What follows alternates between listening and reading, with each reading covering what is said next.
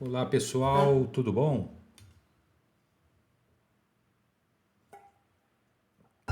Ai ai, iniciar tomando um golinho de água, porque o tema hoje é bem gostoso, bem leve, bem suave, bem interessante. Eu vou falar hoje sobre a escuta analítica e os efeitos que ela tem na vida do camarada, do paciente que buscou análise, certo? Então, a escuta analítica e seus efeitos para o paciente. Esse é o tema. Quero indicar alguns livros aqui para leitura, alguns vídeos para quem quiser.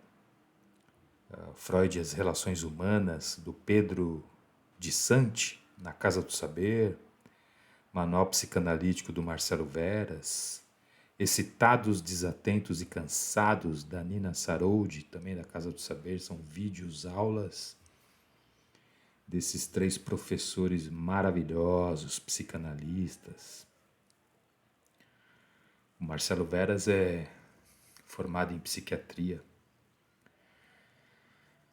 e é bem interessante assistir esse material. Bom, aqui, ainda referência bibliográfica, quero indicar o livro O Silêncio do Analista, do Násio, O Palhaço e o Psicanalista, do Dunker e do Cláudio Tebas, Christian Dunker e Cláudio Tebas. E é isso aí. Também o Fundamentos da Clínica Psicanalítica, da Autêntica, que é do Freud. É isso. E vamos lá para essa nova etapa. Obrigado a vocês que têm essa disposição de aguardar o próximo programa. Como eu já disse algumas 48 vezes, que eu não tenho essa regrinha, saca, de fazer toda quinzena, cada 20 dias, cada 8 dias, cada 2 meses. Já fiz programa, já saiu semanal e depende do tempo, depende do tempo, da pesquisa, depende de muita coisa, né? Depende de muita coisa. E aí quando a gente tem um tempo para pesquisar, a gente pesquisa e faz um programa. Ele serve para uma aula, ele serve para muita coisa, né? Então o objetivo foi esse. Acho que é legal saber como funciona a escuta na clínica psicanalítica. Bom, quem puder divulgar, divulga. Quem puder seguir, siga. Quem quiser compartilhar, compartilhe. E quem quiser comentar, comente. Quem quiser só escutar, também só escute. Já que o tema aqui é sobre a escuta, não é verdade? A escuta analítica. Espero que essa escuta traga alguma reflexão, te desperte o desejo por querer saber mais sobre você, sobre a vida, sobre como viver melhor, né? Esse é o objetivo. O Freud, em 1926, ele escreveu um texto técnico para responder a alguns médicos que estavam fazendo críticas a alguns psicanalistas que eram não médicos, leigos. E esse texto tem o nome de A Questão da Análise Leiga, Conversas com uma Pessoa Imparcial. E aí ele diz assim, o Freudão, abre aspas, nada mais acontece entre eles do que uma conversa. O analista não utiliza instrumentos, nem mesmo para o exame, nem para prescrever medicamentos. 3 pontinhos, que eu abreviei um pouco essa fala. O analista pede que o paciente venha ao seu consultório em um horário determinado do dia. E aí é onde a gente vai se ater, certo? Diz o Freud. Deixa-o falar, né? Ele pede que o cara venha para o consultório no horário X do dia e tal. Deixa-o falar, ouve o que ele diz, depois fala com ele e o faz ouvir. Certo? Deixa falar, ouve, escuta, fala com ele, faz pergunta, depois fala assim, mensagem chegando, fala assim, cara, ó, abraço, querido, valeu. Evaner, um abraço. Então, é isso. É aí que a gente vai seguir aqui a nossa toada. E aí, você marca lá um horário determinado do dia, esse camarada vai e ele faz alguns questionamentos. Ele, né, é uma resistência inicial óbvia e certa na análise. O cara questiona, é só isso mesmo? Eu vou. Abraço, meu querido. Eu vou vir, vou falar. E aí vocês fazem tipo uma mágica e faz a minha doença desaparecer e apenas comigo falando, né? O cara fica nessa questão. Ele sente ali um certo alívio por um lado e de outro um certo desprezo, né? Então eu falo e sou curado. Tá, é um milagre, é isso. É isso mesmo que vocês estão me falando? Eu falo sem parar, aí você faz a minha dor, meu sofrimento, assim como as minhas angústias, meus sintomas e tudo mais, sumir como um sopro divino. Poderia até ser um milagre, um sopro divino, mas psicanalista não é Deus, né? E se fosse tudo tão rápido, não seria psicanálise. Porque quando é psicanálise, se trata de uma jornada analítica. E o tempo é um pouquinho mais prolongado. Ele pode durar meses, como pode durar anos. E por outro lado, existe sim essa magia, essa mágica, esse sopro divino, essa rapidez no sucesso da psicanálise, que todos que entram na psicanálise de peito aberto e o coração cheio de amor para dar, com vontade de ser transformado, eles querem que o mundo faça análise. Todo mundo deveria fazer. Eu indiquei para minha prima, para minha avó, para o meu papagaio, para o meu cachorro, para o cuidador do meu cachorro, para minha cabeleireira, para todo mundo, cara. Todo mundo deveria fazer. Inclusive meu namorado. Então, que essa psicanálise mágica, né? Ela é o encontro entre duas pessoas que geram essa possibilidade da fala do paciente, mesmo com todos os seus erros e tropeços, para contar a história que ele vai contar. E essa história vem carregada de ato falho, lapsos de memória e etc. E da parte do analista, para que haja uma análise, é necessário a escuta flutuante, as perguntas certas na hora certa. E aí o Freud consegue, por meio da psicanálise, tornar isso possível. A cura pela fala. Tratar as nossas dores, nossos sofrimentos, nossos sintomas por meio da palavra, por meio da fala. É nesse encontro, na clínica entre o paciente e o analista, que faz com que o impossível se torne possível, faz a magia acontecer. A palavra que o camarada, o paciente traz para a clínica, ela não pode ser reduzida, ela não pode ser minimizada, ela não pode ser maltratada, desprezada. Freud já dizia isso. A palavra Ela é a maneira que a gente expressa os nossos sentimentos para outra pessoa. Ela é o canal para influenciar pessoas, para influenciar uma sociedade. Ela pode tanto criar o bem, como criar o mal, uma guerra, né? Segundo Freud, e assim como também a experiência na clínica já fez com que a gente observasse isso, os pacientes, quando chegam, ele não está preparado ainda para compreender toda essa história, toda essa jornada analítica, né?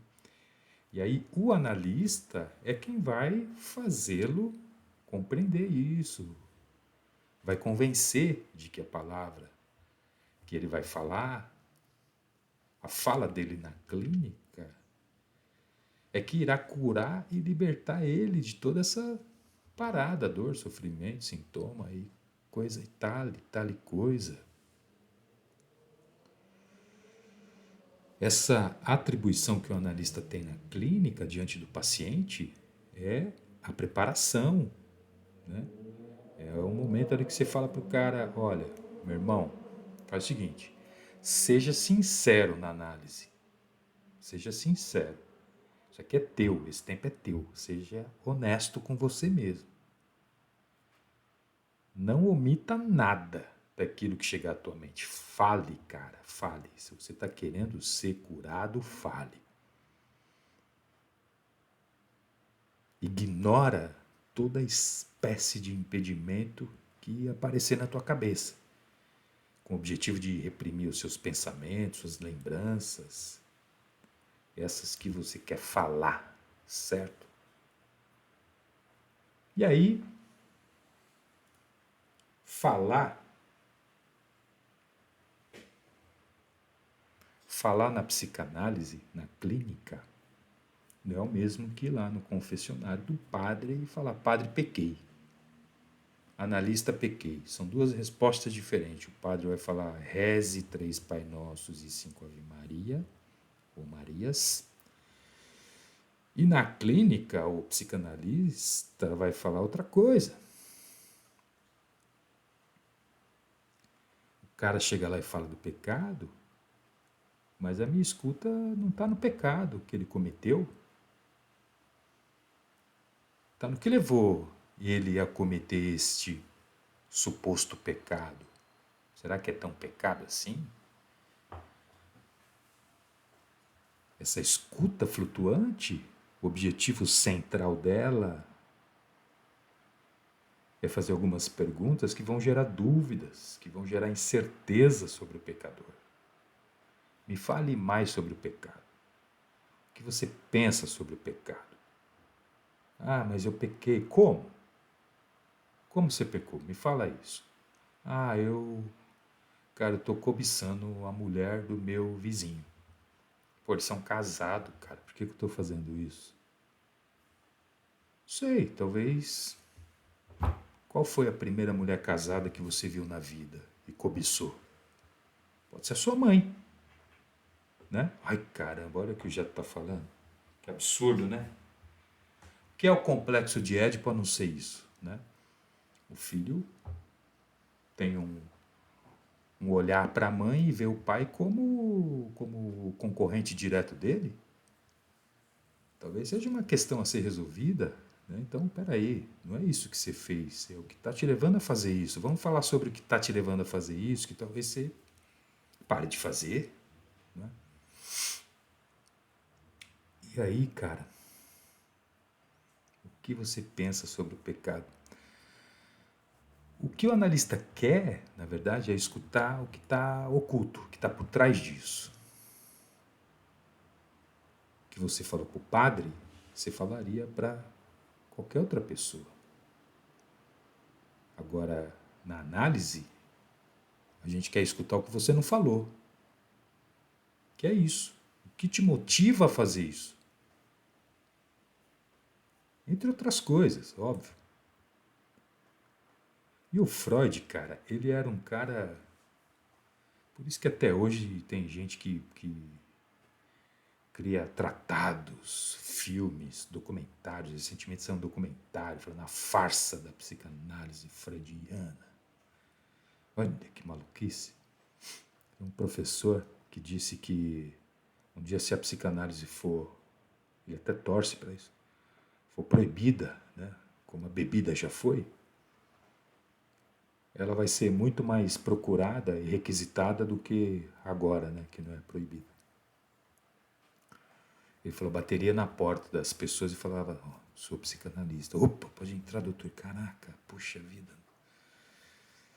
Então o Freud, ele evitou a todo custo ficar pagando regra, para não falar outra coisa, né? Não precisa nem falar isso. Sobre como clinicar.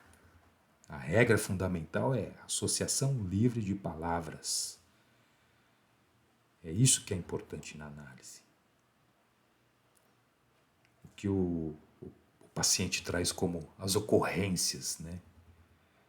Ah, eu pequei, não sei bem como entender isso, nem como fiz, nem o que sinto. A única coisa que me ocorre é eu pequei, porque fiz o que não queria fazer. Me explica, psicanalista Getro.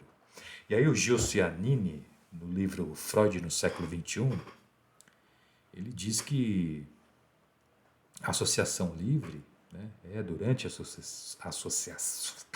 associação livre, que é dado esse convite radical de liberdade, de emancipação. É na análise, durante essa associação livre, que falamos coisas que não falaríamos nem durante a nossa presença na frente do espelho, com medo de quebrar o espelho, segundo o grande Gilson Iannini, psicanalista. E aí, na clínica, esse convite que é oferecido ao paciente, ao analisando, é um desafio para ele. Faz com que ele experimente as manifestações do seu inconsciente. É ali naquele momento de falar pelos cotovelos que ele vai sentir a presença do inconsciente no ato falho, vai ficar com vergonha. Nossa, por que eu falei isso? Caramba! Ele vai trazer, durante essa fala, esses ato falho, lapso de memória, lembrança, vai falar dos sonhos que ele teve e de muitas outras coisas. Na minha análise, eu lembro que eu falava da Avenida Liberdade. Falava, analista, hoje, enquanto eu subia aqui a Avenida Liberdade, eu subi pensando em tal coisa. Aí ele falou, mas aonde é a Avenida Liberdade? Eu falei, cara, pô, se você não sabe onde é a Avenida Liberdade, eu que não vou saber. É essa aqui, que dá de frente pro seu consultório, essa avenida enorme aqui que a gente sobe. Essa que tem aí do lado tal aí é essa mesmo, cara. Não, essa não chama Liberdade, ela chama, não lembro o nome, mas era outro. Sei lá, Imperatriz, Joaquina, Teresina, não sei. Liberdade não era. Então, que liberdade é essa? Que eu levo para análise o nome de uma avenida que não é aquele. Esse é o ato falho, certo? É aí que a gente vai trabalhar. E foi aí que ele trabalhou. E foi aí que muita coisa aconteceu e mudou. A associação livre de palavras, ela dá poder para o analisando, para o paciente. O analisando é o paciente. Porque a pessoa, ela já é sufocada pela sociedade, pelo sistema micro, macro político. Ela é sufocada no trabalho, ela é sufocada em casa, ela é sufocada no relacionamento.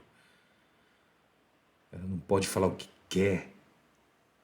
Ela não fala o que deseja. Ela reprime a fala nas várias situações, nas várias cenas do cotidiano.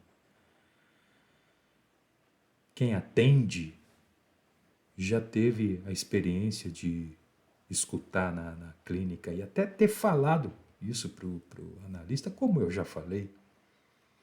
Poxa, hoje deu vontade de falar tal coisa pro meu chefe. Pô, o cara perturbou, cara. Caramba, semana toda foi muito boa. Aí chega logo hoje, cara, logo sexta-feira, que é um dia pra, né, relaxar, o cara vem me. Ou, né, hoje eu, porra, mandaria meu chefe pra aquele lugar, que eu não posso falar aqui, cara. Ou eu gostaria de ter falado tal coisa pra ele ou pra ela. Quem nunca ouviu isso na clínica ou mesmo já tenha falado? Mas eu tive que engolir tudo a seco, não falei. Ó, reprimiu a bexiga da fala. A analista pergunta, né, tal, mas você falou isso aí e tal para ele? Não, não falei, mas eu gostaria. Pô, reprimiu? Então reprimi. E é na psicanálise, lá na clínica, na sua análise, na jornada, que essa pessoa vai abrir a boca, vai falar tudo o que gostaria de ter falado. E às vezes até acaba transferindo para o analista coisas que gostaria de ter falado para alguém e falar para ele. Aí o analista, na sua habilidade técnica, fala: isso que você está falando para mim, acho que não é para mim, você deveria ter falado lá para o seu chefe, ou para o seu pai, ou para a sua mãe, ou para o seu irmão, para o seu marido, para a sua esposa, para o seu personal trainer, para o seu coach, sei lá para quem. Uma paciente chamada Amy fala para o médico assim: cala a boca. Sabe quem era esse médico? O Freud. Ela diz pro cara: cala a boca e me deixa falar sem me interromper. Certo? Não me interrompa. E aí, cara, a partir daí, a psicanálise passa a existir. O Freud passa a ter um novo olhar para o atendimento na clínica psicanalítica. Por meio dessa garota, dessa guria que teve a coragem, não reprimiu a sua fala, teve a coragem de falar assim: cala a boca, analista, que eu estou falando, e quando eu falo, você só escuta, porque acontecem coisas das quais eu me sinto melhor, eu limpo a chaminé. Fez o Freud pensar a psicanálise nesse formato que é usado até hoje nas clínicas. Até hoje, esse formato da associação livre. Olha que interessante. Essa garota fez com que o analista se colocasse no lugar de resíduo, de resto. Certo? Fica quieto aí. Ponha-se no seu lugar. Você fica aí, quieto, sem interferir, mas com a sua importância. Escuta. Só escuta, cara, depois você fala. Difícil para um analista no começo da carreira se colocar nessa posição neutra, de neutralidade, não é verdade? Mas durante o processo ali da análise, isso é fundamental, é regra. A neutralidade é uma das regras. Não se apresse em falar, apenas escute, silencie-se. A analista não tem medo do silêncio, mas o silêncio assusta o paciente, o analisando. Por outro lado, ele pode imaginar que esse silêncio é uma atitude natural e necessária para que ele possa prestar atenção flutuante na fala do paciente. É um silêncio calmante e bom para a fala. É um convite à fala. O analista não escuta somente o que está nas palavras. Ele escuta o que as palavras não dizem. Escuta com a terceira orelha, como diz o Násio no livro Silêncio na Análise. O que diz o paciente, as suas vozes interiores, o que surge de suas profundezas inconscientes, seus atos falhos, sonhos, palavras. É na análise que essa coisa acontece, que essa magia acontece. A escuta cura. No livro O Palhaço e o Psicanalista, do Christian Dunker e do Cláudio Tebas, abre aspas, escutar o outro é concorrer para que a sua loucura produza algo mais e além de mais loucura. Fecha aspas. Segundo Erasmo de Roterdã, no livro Elogio da Loucura, existe dois tipos de louco. O louco sábio, que são aqueles que sabem que a vida é uma loucura, onde as pessoas dizem uma coisa querendo dizer outra, pensando em outra. Que a vida é uma loucura feita de ilusões. E o controle que pensamos ter sobre ela, sobre o nosso corpo, é uma ilusão. Tudo aquilo que a gente pensa sobre a vida durante a nossa infância, juventude, na maturidade, coisas do tipo, quando eu crescer vou fazer aquilo, quando eu casar vou ser tal coisa, quando eu aposentar tudo vai mudar. Balela. A vida faz que muito desses sonhos se desmanche pelo ar. Antes mesmo de casar ou aposentar, às vezes. Às vezes é durante ou depois. A dureza da vida é uma realidade que fugimos dela o tempo todo. Esse é o louco sábio. E os louco são aqueles que acreditam muito mais nos personagens do que em si mesmo.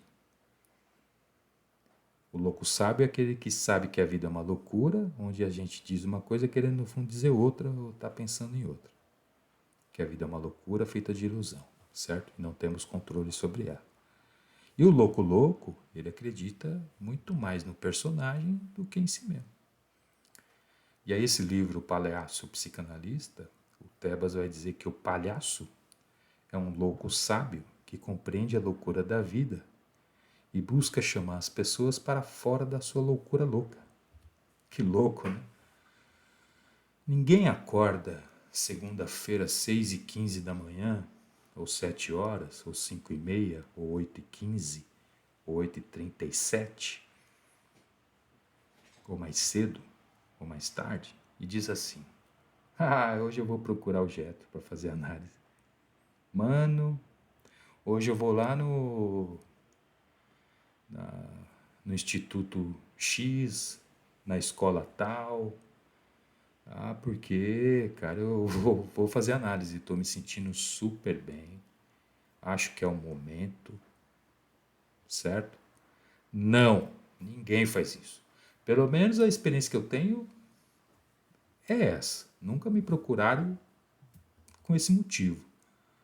É uma das coisas que eu pergunto. Por que você veio para análise? Porque eu estou muito bem, estou de boa, eu que resolvi fazer. Mentira.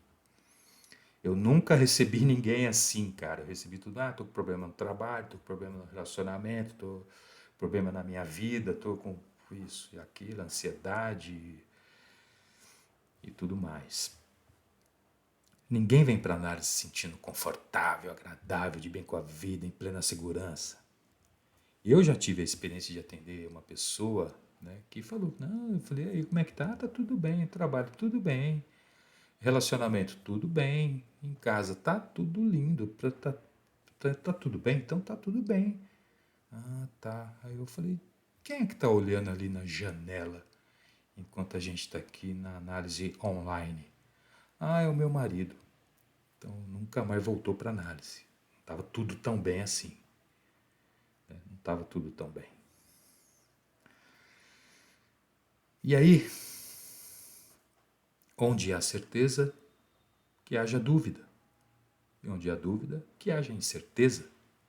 Esse é o papel do psicanalista. É fazer com que esse movimento de equilíbrio e desequilíbrio ele seja necessário para viver.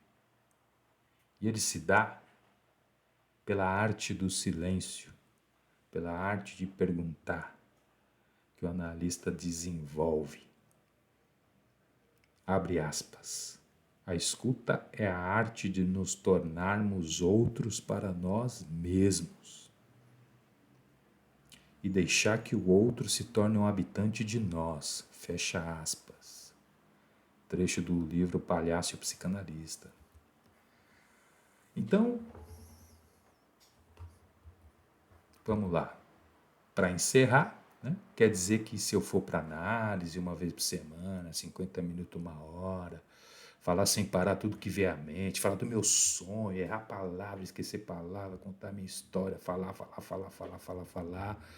O seu psicanalista, o senhor psicanalista, o doutor, né, que não é doutor, nós somos leigos, psicanalista não é doutor, a não ser que o cara seja psiquiatra, aí ele é doutor. Ou tenha defendido um doutorado também. O psicanalista consegue mudar minha vida? Não, não consegue não. Outro engano. É preciso muito trabalho da parte do paciente.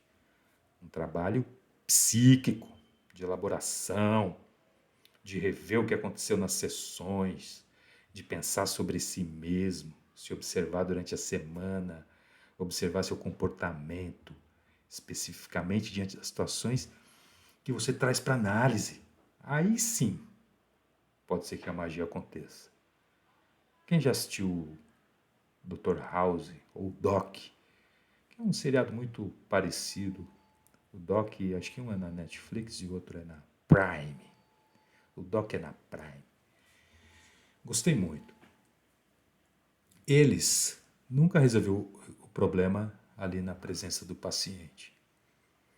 Eles resolviam um problema longe do paciente. Uma conversa durante uma situação aleatória. Eles estavam batendo papo, né? E aí de repente vinha, saquei, isso aqui é leptospirose, sei lá. Às vezes eu mesmo, cara, estou caminhando e lembro de algo útil para análise de algum paciente. E com o paciente é a mesma coisa. O trabalho psíquico, ele é contínuo, tanto para o paciente quanto para o analista. Não se apresse para resolver problemas de ninguém.